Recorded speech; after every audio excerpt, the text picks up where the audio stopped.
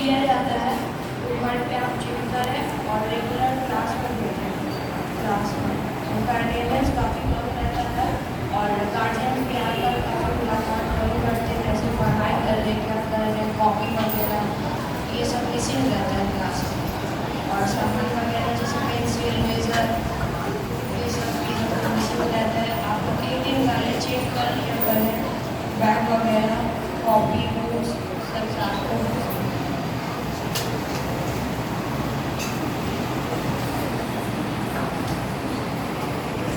ये थे play school के 3 बच्चे जिन्होंने अपने अपने क्लास में अव्वल पोजीशन, सेकंड पोजीशन और थर्ड पोजीशन रेस्पेक्टिवली हासिल किया। मोहम्मद शिफान ये बच्चा और इनकी वालदा के लिए एक बार शुरू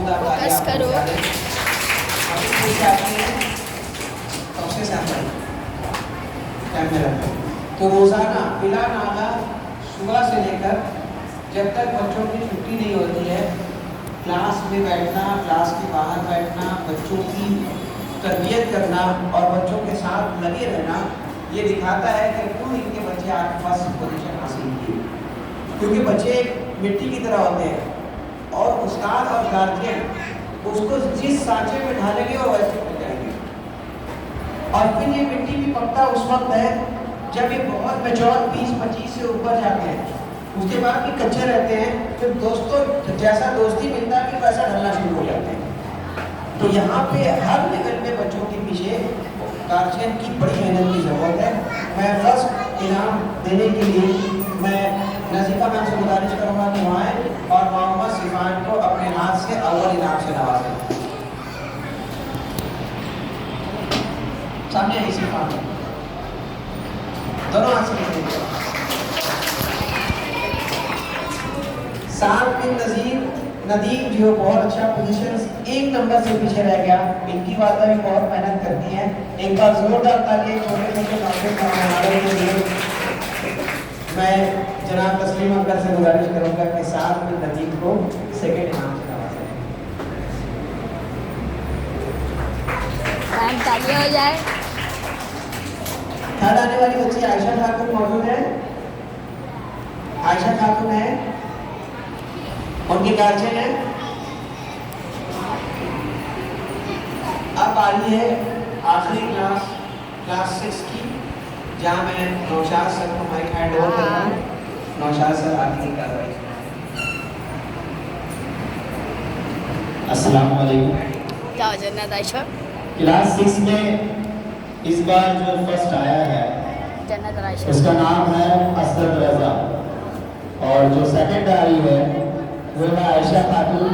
और इस बार थर्ड पोजीशन में एकदम चेंज हो गया है। थर्ड पोजीशन में जिसका रोल 18 है वो थर्ड आया है। मतलब लास्ट से ऊपर थर्ड पोजीशन हासिल करना बहुत बड़ी बात है। महमद हसन, इन लोग का परफॉर्मेंस पढ़ाई में बहुत अच्छा है। बस ये लोग थोड़ा सा बड़े हो गए हैं तो थोड़ी बदतमीजी हो गई है लेने के अंदर।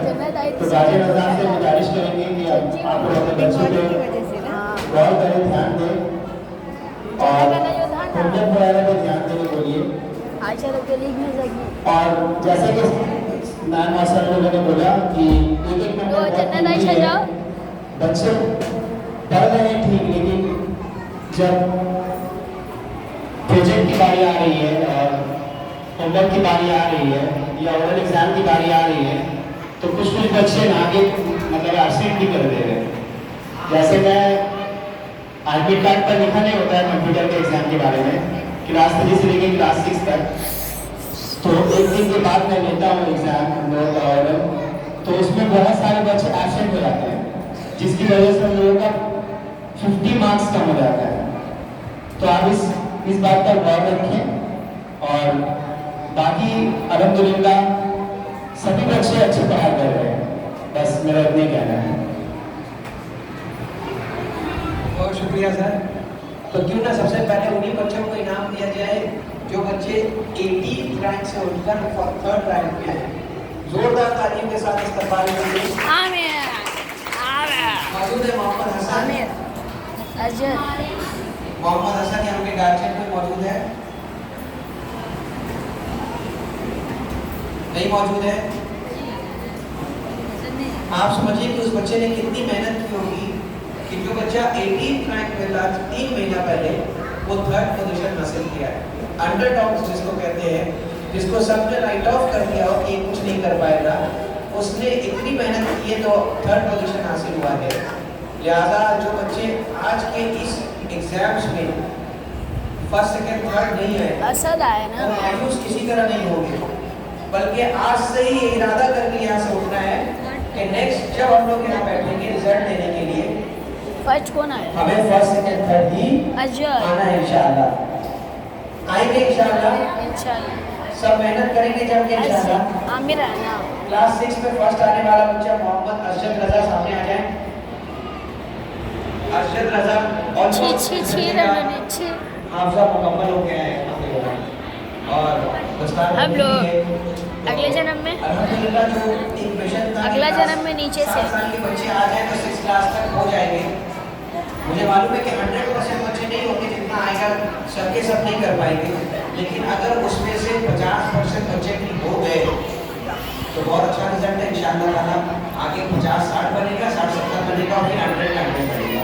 एक दिन में कोई भी तब्दीली नहीं आती, तब्दीली धीरे धीरे आती है। मेहनत आपको कंटिन्यूअसली करना पड़ेगा। तो बहुत जोरदार तालियां मोहम्मद अरशद रजा के लिए। और मैं जनाब सुफियान से गुजारिश करूँगा कि अरशद रजा को इनाम से नवाजें।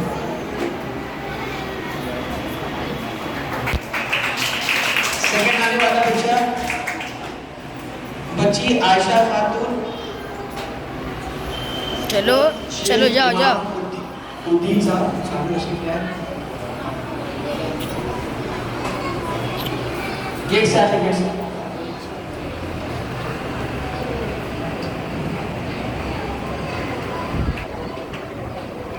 खुद ही मैं जनाब नौशाद सर से गुजारिश करूंगा कि इस बच्ची को इनाम से नवाजें। मैं जनाब जोरदार तालियां। नौशाद भाई देखा भाई फर्स्ट सेकंड थर्ड तमाम उस्ताद के लिए टीचर के लिए सुभान अल्लाह। और फिर हर दिन ये रिपीट करते हैं। आप देखेंगे इस घर में भी यहाँ बैठना कितना मुश्किल है। ये बात 40 में 40 लाई थी उर्दू में आयशा। उसमें पढ़ाना बाप रे।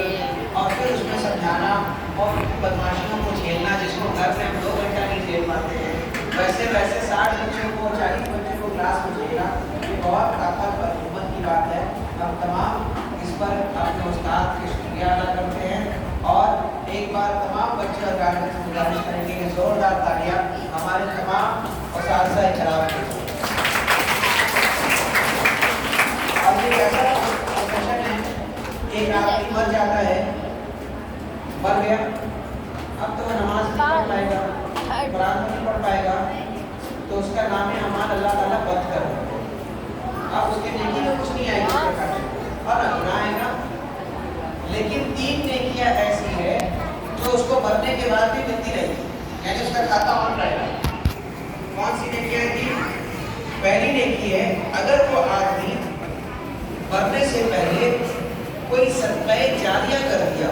सदक़े जारिया का मतलब जैसे पानी के लिए कुआं बनवा दिया, कोई मस्जिद बन रहा था उसमें हिस्सा ले लिया, कोई स्कूल बन रहा था उसमें हिस्सा ले लिया, कोई नेक काम हॉस्पिटल बन रहा था उसमें हिस्सा ले लिया, यानी कोई ऐसा नेक काम कर दिया जिसका अजर उसको मरते तक जब तक बाकी रहेगा उसको मिलता रहेगा। दूसरा, इसके लिए तो पैसा लगेगा, पैसे वाले आदमी कर सकता, गरीब आदमी तो नहीं कर सकता। सदका करना तो हर आदमी के बस का नहीं है, गरीब आदमी तो नहीं कर सकता, इसके लिए पैसे वाले आदमी चाहिए।